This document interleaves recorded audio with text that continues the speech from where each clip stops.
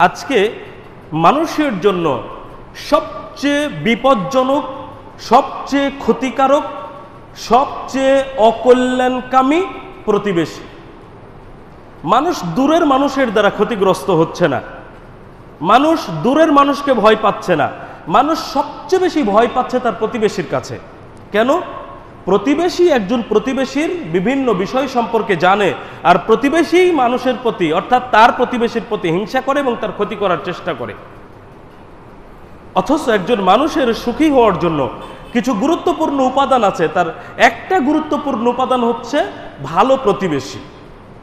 যার প্রতিবেশী খারাপ সেই জানে যে আসলে সেখানে বাস করা, জীবন ধারণ করা কতটা কঠিন সুষ্ঠুভাবে। এই প্রতিবেশী এতটাই গুরুত্বপূর্ণ যে কেউ যদি প্রতিবেশীকে কষ্ট দেয় সেটা তার জান্নাতে প্রবেশে বাধা প্রদান করবে।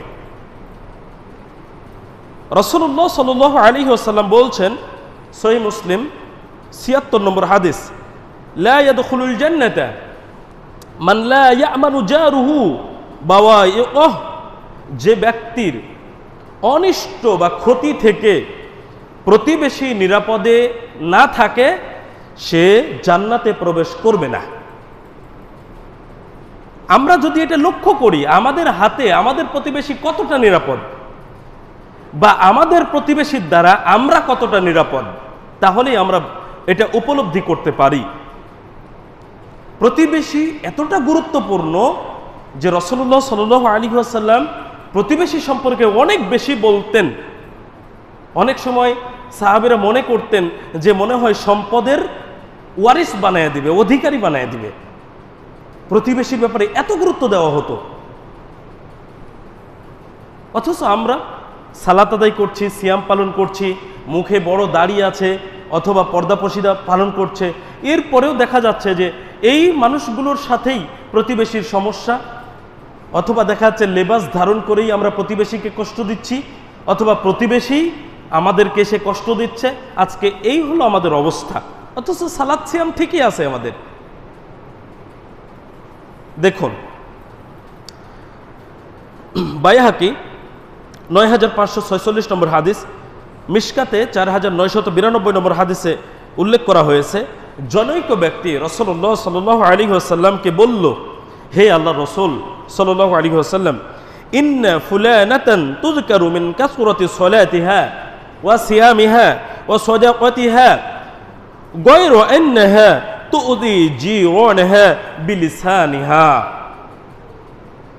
জনৈক ব্যক্তি রাসূলুল্লাহ সাল্লাল্লাহু আলাইহি ওয়াসাল্লামকে বলল, অমুক মহিলা সম্পর্কে জনশ্রুতি আছে, অমুক মহিলা সম্পর্কে মানুষের মাঝে কথোপকথন চালু আছে, এমনটা চালু আছে। কি চালু আছে? সে বেশি বেশি সালাত আদায় করে, অমুক মহিলা বেশি বেশি সালাত আদায় করে, সিয়াম পালন করে, দান খয়রাত করে, কিন্তু সে তার মুখ দিয়ে প্রতিবেশীকে কষ্ট দেয়। বেশি বেশি সালাত আদায় করে, সিয়াম পালন করে, দান সাদাকা করে, কিন্তু মহিলাটা কি করে? প্রতিবেশীকে মুখ দ্বারা কষ্ট দেয়। রাসূলুল্লাহ সাল্লাল্লাহু আলাইহি ওয়াসাল্লাম এই কথা শুনে বললেন, ওয়াহিয়া ফিন্নার, সে জাহান্নামে যাবে। তাহলে সালাত আদায় করলো, সিয়াম পালন করলো, দান খয়রাত করলো, এরপরেও মহিলাটি জাহান্নামে যাবে। অপরাধ কি? সে মুখ দিয়ে প্রতিবেশীকে কষ্ট দেয়। সম্মানিত উপস্থিতি, এই জন্য মূলত রাসূলুল্লাহ সাল্লাল্লাহু আলাইহি ওয়াসাল্লাম আমাদেরকে বলছেন, সহিহ বুখারী ৫১৮৫ নম্বর হাদিস, মান কানা ইউমিনু বিল্লাহি ওয়াল ইয়াউমিল আখির, যে ব্যক্তি আল্লাহর প্রতি এবং পরকালের দিবসে ঈমান রাখে, ফালা ইউযি জারাহু, সে যেন প্রতিবেশীকে কষ্ট না দেয়। যদি ঈমান থাকে আল্লাহর প্রতি, পরকালের দিনের প্রতি, তাহলে যেন প্রতিবেশীকে কষ্ট না দেয়। তার মানে বোঝা যাচ্ছে যে প্রতিবেশীর সাথে খারাপ আচরণ করা, প্রতিবেশীকে কষ্ট দেওয়া, প্রতিবেশীর ক্ষতি করা, অনিষ্ট করা, অকল্যাণকর কিছু করা প্রতিবেশীর, এটা জান্নাতে যাওয়ার জন্য বড় একটি বাধা। যদিও আমরা মুসলিম, যদিও সালাত আদায় করি, যদিও সিয়াম পালন করি, যদিও আমরা সাদাকা করি, দান করি, তবুও আমরা জান্নাতে প্রবেশ করতে পারবো না। প্রতিবেশীকে দেওয়া কষ্ট, প্রতিবেশীর করা ক্ষতি আমাদের জন্য জান্নাতে যাওয়া বাধা হয়ে দাঁড়াবে। সম্মানিত উপস্থিতি, 4,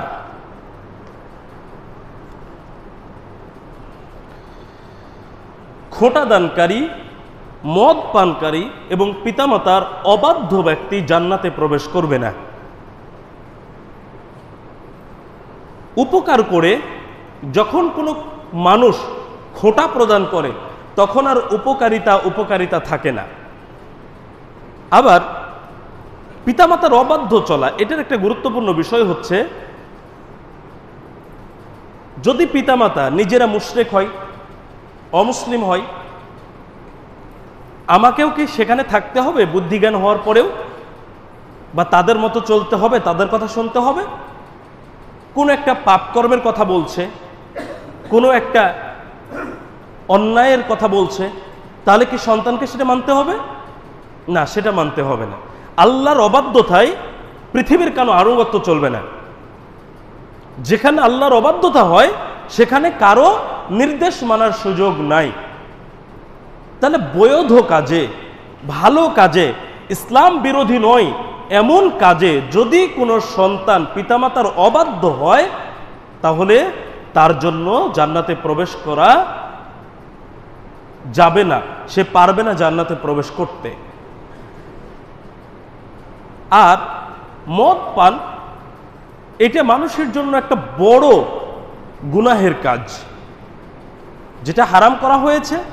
মানুষ যদি নেশাদার দ্রব্য পান করে তাহলে নিয়মিত পান করতে করতে তওবা না করে যদি মারা যায় তাহলে এই ব্যক্তি মুসলিম হলেও জান্নাতে যেতে পারবে না।